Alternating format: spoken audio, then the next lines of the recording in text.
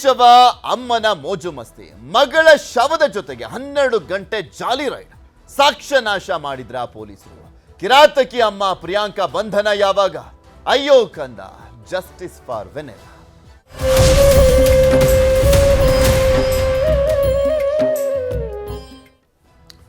ವೆನೆಲ್ಲಾ ಸಾವು ಪ್ರಕರಣ ನಿನ್ನೆಯಿಂದಲೂ ಕೂಡ ನಮಗೂ ಒಂಥರ ಮನಸ್ಸಿಗೆ ಹಿಂಸೆ ಹಂಗಾಗ್ಬಿಟ್ಟಿದೆ. ಈ ಪ್ರಕರಣವನ್ನ ನೋಡುವಂತಹ ಸಂದರ್ಭದಲ್ಲಿ 6 ವರ್ಷದ ಮಗುರಿ ಅದು.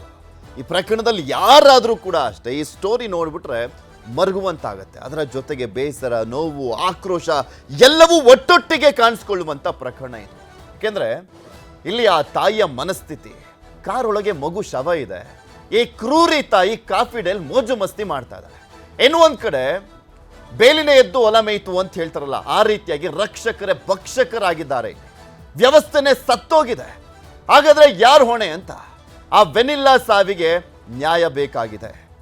ಎಲ್ಲವೂ ಕೂಡ ಕಂಪ್ಲೀಟ್ ಆಗಿ ಆ ಮಗುವಿಗೆ ನ್ಯಾಯ ಕೊಡಬೇಕಾದಂಥವ್ರೆ ಅನ್ಯಾಯ ಮಾಡಿಬಿಟ್ಟಿದ್ದಾರೆ. ಬೆಂಗಳೂರಿನಲ್ಲಿ ಬಾಲಕಿ ವೆನಿಲ್ಲಾ ಕೊಲೆ ಕೇಸ್ಗೆ ಸಂಬಂಧಪಟ್ಟಂತೆ ನ್ಯೂಸ್ 18ನಲ್ಲಿ ಜಸ್ಟಿಸ್ ಫಾರ್ ವೆನಿಲ್ಲಾ ಅಭಿಯಾನ. ಯಾಕೆಂದ್ರೆ ಪೊಲೀಸ್ ಇಲಾಖೆ ಮಾರ್ಕೊಂಡಿದೆ. ಇಲ್ಲಿ ಪೊಲೀಸ್ ಇಲಾಖೆ ಕೆಲವರಿಂದ ಕೆಟ್ಟ ಹೆಸರು, ಕಪ್ಪು ಚುಕ್ಕೆ ಪೊಲೀಸ್ ಇಲಾಖೆಗೆ. ಕೆಲವರಿಂದ ಅಂತ ಹೇಳ್ತಾ ಇದ್ದೀನಿ, ಕೆಲವರು ಇದ್ದಾರೆ ಒಳ್ಳೆ ಕೆಲಸ ಮಾಡ್ಕೊಂಡು ಹೋಗ್ತಾ ಇರುವಂಥವ್ರು ಇದ್ದಾರೆ, ನಿಯತ್ತಿಂದ ಇರುವಂಥವ್ರು ಇದ್ದಾರೆ. ಆ ಕಾಕಿ ಯೂನಿಫಾರ್ಮ್ಗೆ ನ್ಯಾಯವನ್ನ ಸಲ್ಲಿಸ್ತಾ ಇರುವಂಥವ್ರು ಇದ್ದಾರೆ. ಆ ಕಾಕಿ ಯೂನಿಫಾರ್ಮ್ ಸಂದೇಶ ಏನ್ರಿ? ಮೈ ಮೇಲೆ ಹಾಕೊಳ್ಳುವಂಥ ಸಂದೇಶ ಏನು? ಒಂದು ಪ್ರಾಮಾಣಿಕತೆ, ಮತ್ತೊಂದು ಕಡೆ ಧೈರ್ಯ, ಅದ್ರ ಜೊತೆಗೆ ನ್ಯಾಯ ಕೊಡಿಸ್ಬೇಕಾಗಿರುವಂಥದ್ದು, ಜವಾಬ್ದಾರಿ, ನಂಬಿಕೆ, ಜನಸೇವೆ ಕೂಡ ಅದು, ಸೇವೆ ಅದು, ಆ ಇಲಾಖೆಯಲ್ಲಿ ವರ್ಕ್ ಮಾಡುವಂಥದ್ದು. ಆದರೆ ಅದೆಲ್ಲವೂ ಗಾಳಿಗೆ ತೂರಿದ್ದಾರೆ. ಕಾರಲ್ಲಿ ಮಗಳ ಶವ ಇದೆ, ಪ್ರಿಯಕರನ ಜೊತೆ ಜಾಲಿ ರೈಡ್ ಮಾಡ್ತಾ ಇದ್ದು ಇವರು. ಕ್ರೂರಿ ತಾಯಿ ಬೆಂಗಳೂರಿನಿಂದ ಕೋಲಾರಕ್ಕೆ ಹೋಗಿ ತಾಯಿ ಪಾರ್ಟಿಯನ್ನ ಮಾಡ್ತಾ ಇದ್ದಾಳೆ. ಮಗು ಸಾವನ್ನಪ್ಪಿದೆ, ಕಾರೊಳಗಿದೆ ಆ ಮಗುವಿನ ಶವ. ಹಂಗಿದ್ರು ಪಾರ್ಟಿ ಮಾಡ್ತಾ ಇದ್ದಾರೆ. ಕಾರಿನಲ್ಲಿ ಶವ ಇಟ್ಟು ಕಾಫಿ ಡೇನಲ್ಲಿ ತಾಯಿ ಪಾರ್ಟಿ. ಸುಮಾರು 12 ಗಂಟೆ ಮಗಳ ಶವದ ಜೊತೆಗೆ ಸುತ್ತಾಟ. ಕೊಲೆ ಅಂತ ಗೊತ್ತಿದ್ರು ಕೂಡ ಕಾಡುಗೋಡಿ ಪೊಲೀಸರು ಮೌನವಾಗಿದ್ರು. ಎಲ್ಲವೂ ಗೊತ್ತಿದ್ರು ಕೂಡ ಸೈಲೆಂಟ್ ಆಗಿದ್ರು. ಆರೋಪಿಗಳ ರಕ್ಷಣೆಗೆ ನಿಂತಿದ್ದಾರಾ ಸಬ್ ಇನ್ಸ್ಪೆಕ್ಟರ್ ಅಂತ ಪ್ರಶ್ನೆ ಬರುತ್ತೆ. ಆರೋಪಿಗಳ ರಕ್ಷಣೆಗೆ ನಿಂತಿದ್ದಾರೆ ಅಂದ್ರೆ ಯಾವ ಕಾರಣಕ್ಕೆ ರಕ್ಷಣೆಗೆ ನಿಂತಿರ್ತಾರೇನೆ?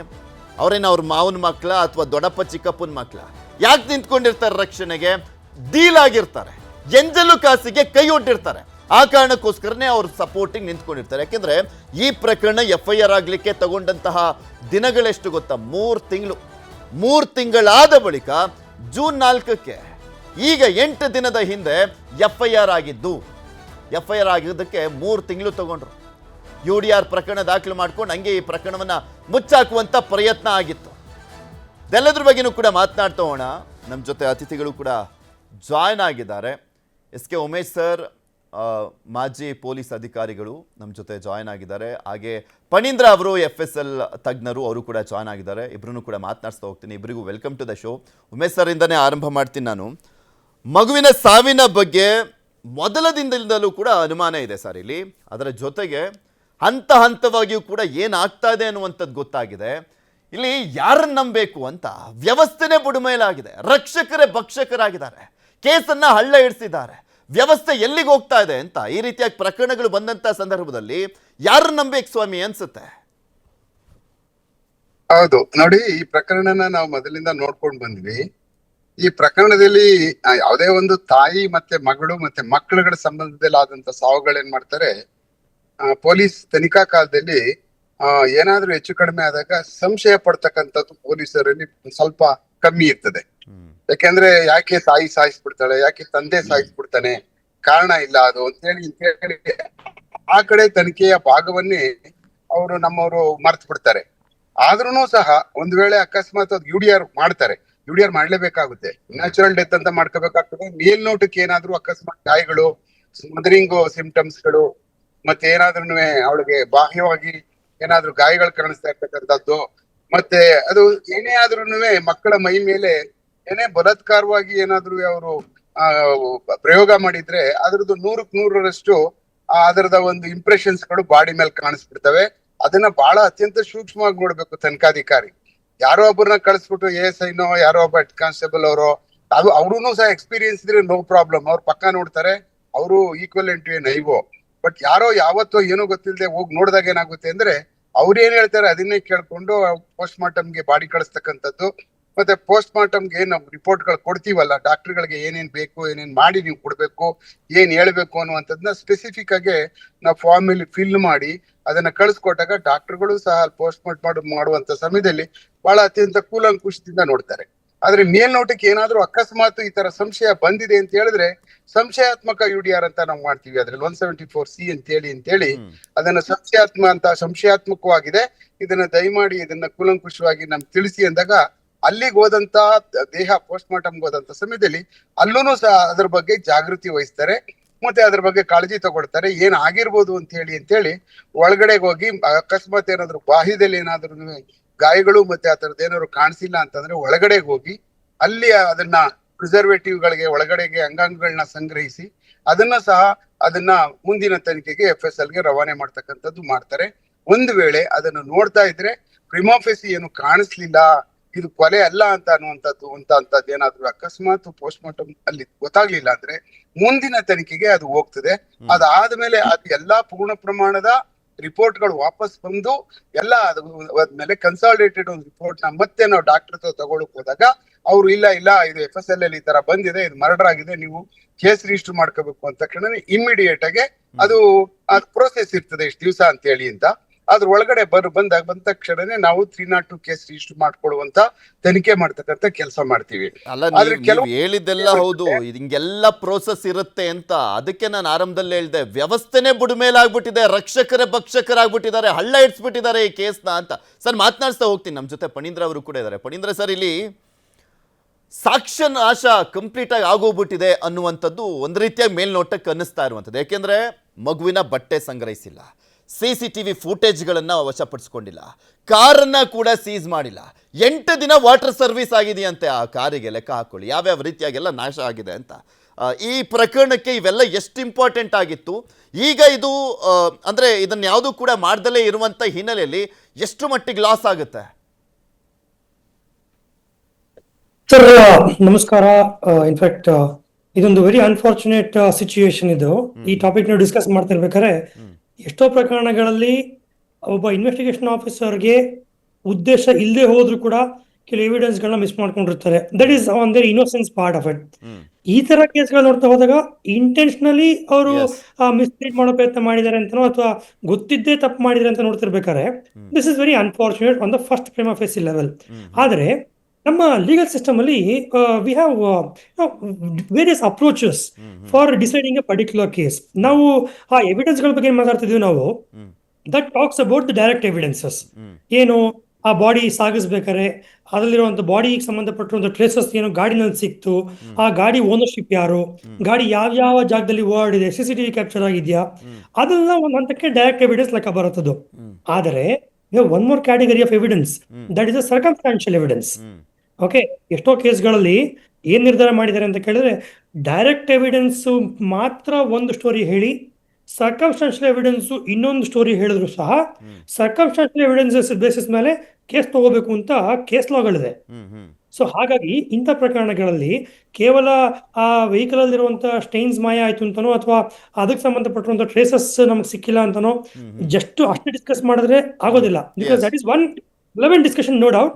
ಬಟ್ ಅದರಿಂದನೇ ಕೇಸ್ ಡಿಸೈಡ್ ಆಗತ್ತೆ ಅಂತ ಹೇಳೋದು ನಮ್ಮ ಜುಡಿಷಿಯಲ್ ಸಿಸ್ಟಮ್ ಅಲ್ಲಿ we also have one more approach for this kind of situations. But ಇವೆಲ್ಲವೂ ಕೂಡ ಅದು ಸ್ಟ್ರಾಂಗ್ ಆಗಿರೋದು ಅವರೇ ಮಾಡಿರುವಂತದ್ದು ಅನ್ನುವಂಥದ್ದಕ್ಕೆ ಪ್ರೂವ್ ಮಾಡ್ಲಿಕ್ಕೆಲ್ಲ ಅಲ್ವಾ? ಅಲ್ಲ, ಅಂದ್ರೆ ಯಾರು ತಪ್ಪು ಮಾಡಿದ್ದಾರೆ ಅಂತ ಹೇಳೋದಕ್ಕೆ ಅದಕ್ಕಿರುವಂತ ಸರ್ಕಮ್ಸ್ಟಾನ್ಷಿಯಲ್ ಎವಿಡೆನ್ಸ್ ಕ್ಯಾಟಗರಿ ಬೇರೆ. ಯಾರು ಉದ್ದೇಶಪೂರ್ವಕವಾಗಿ ಅದನ್ನ ಮರೆಮೋಚೋ ಪ್ರಯತ್ನ ಮಾಡಿದ್ದಾರೆ ಅದಕ್ಕಿರುವಂತ IPC ಸೆಕ್ಷನ್ಸ್ ಅಥವಾ ನಮ್ಮ ಇವಾಗ ಭಾರತೀಯ ಇವಾಗ ನ್ಯಾಯ ಸಂಹಿತ ಇರ್ಬೋದು ಅಥವಾ ಅದೆಲ್ಲ ಏನ್ ಹೊಸ ಕ್ರಿಮಿನಲ್ ಅಮೆಂಡ್ಮೆಂಟ್ ಗಳಾಗಿದೆ ಅದಕ್ಕಿರುವಂತ ಸೆಕ್ಷನ್ಸ್ ಬೇರೆ ಇರ್ಬೋದು.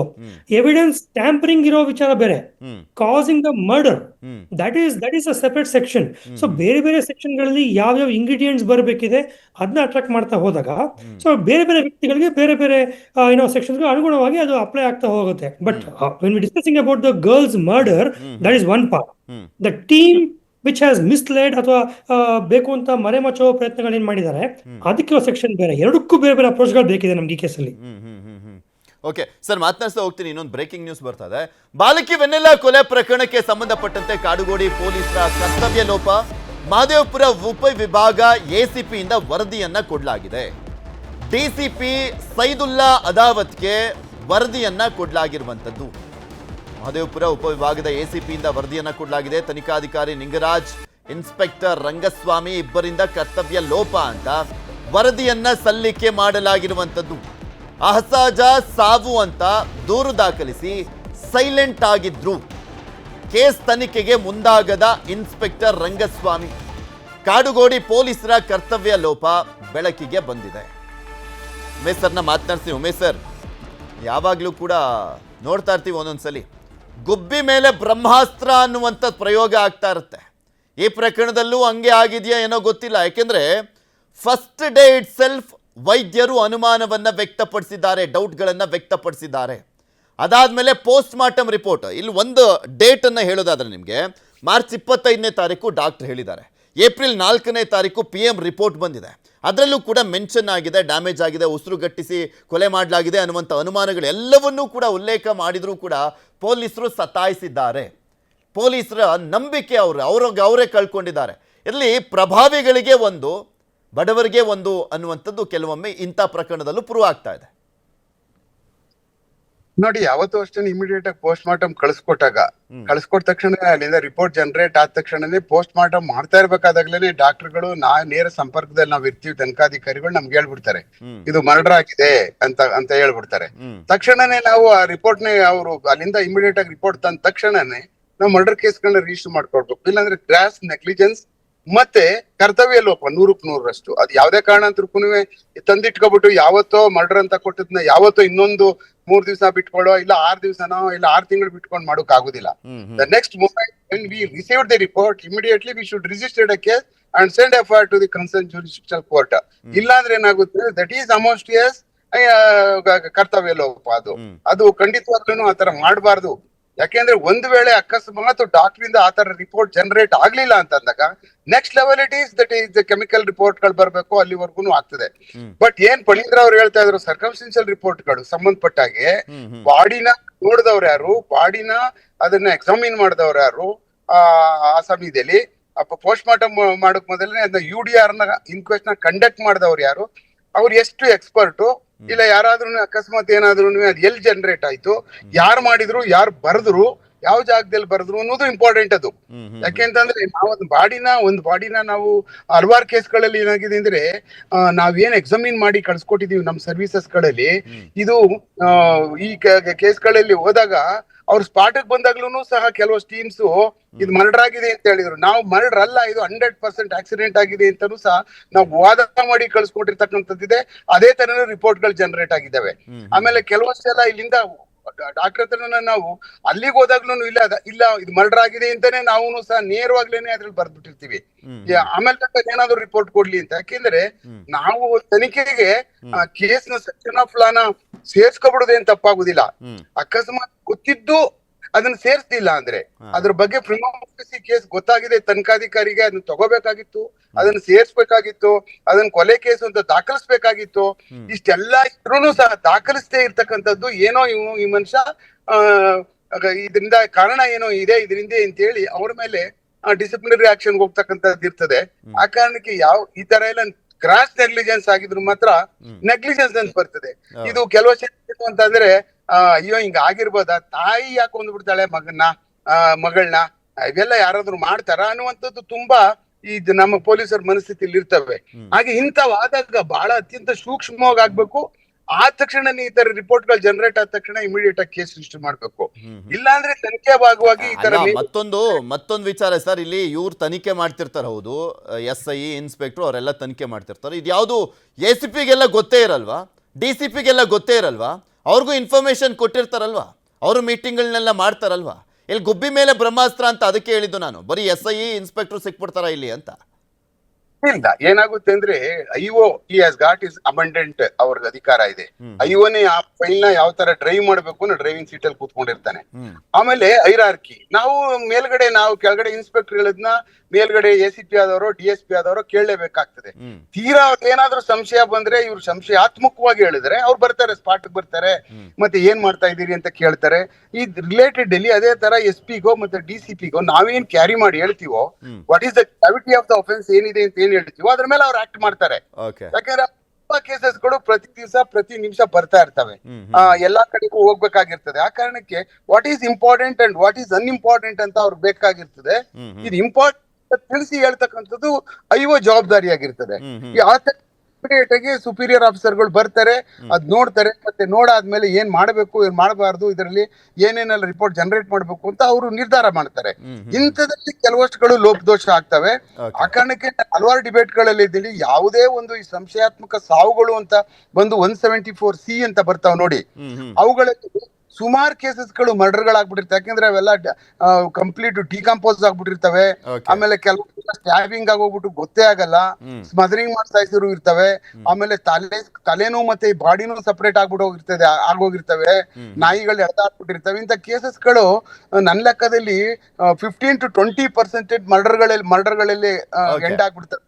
ಆ ಕಾರಣಕ್ಕೆ ಇಂಥ ಕೇಸಸ್ಗಳನ್ನ 174C ಏನು ಅಂತ ಇರ್ತದಲ್ಲ, ಅಂತ ಕೇಸ್ಗಳಲ್ಲಿ ಸುಪೀರಿಯರ್ ಆಫೀಸರ್ಗಳು ಖಂಡಿತವಾಗ್ಲೂ ಆ ಒಂದು ಸ್ಪಾಟ್ಗೆ ಮತ್ತೆ ಬಾಡಿನ ನೋಡಿ ಈ ಕಿರಿಯ ಅಧಿಕಾರಿಗಳಿಗೆ ಆ ಜಾಗನ ತೋರಿಸಿ ನಾನು ಬರ್ತಾ ಇದ್ದೀನಿ ಅಂತೇಳಿ ಇನ್ಸ್ಪೆಕ್ಷನ್ ಮಾಡಿ ಅದನ್ನ ಮಾಡೋಕ್ ಶುರುವಾದಾಗ ಏನಾಗ್ತದೆ ಅಂದ್ರೆ, ಕೆಲವಷ್ಟು ಕಡೆ ಈ ಶರ್ಕ್ ಮಾಡ್ತಾರೆ. ಅಯ್ಯೋ ಏನಿಲ್ಲ ಸರ್, ಎಲ್ಲ ಕೊಳ್ತೋಗ್ಬಿಟ್ಟಿದೆ, ಏನು ಗೊತ್ತಾಗಲ್ಲ, ಡಾಕ್ಟರ್ ಕಳಿಸ್ಬಿಡೋಣ ಅಲ್ಲಿಗೆ ಅನ್ಬಿಟ್ಟು ಅದು UDR ಅಲ್ಲೇ ಹೊಟ್ಟೋಗ್ಬಿಟ್ರೆ ಅದ್ ಹಂಗೆ ಒಂದು UDR ರಿಪೋರ್ಟ್ ಅಂತಾನೆ ಬಂದ್ಬಿಡ್ತದೆ. ಅದರಿಂದ ಏನು ಬರೋದಿಲ್ಲ.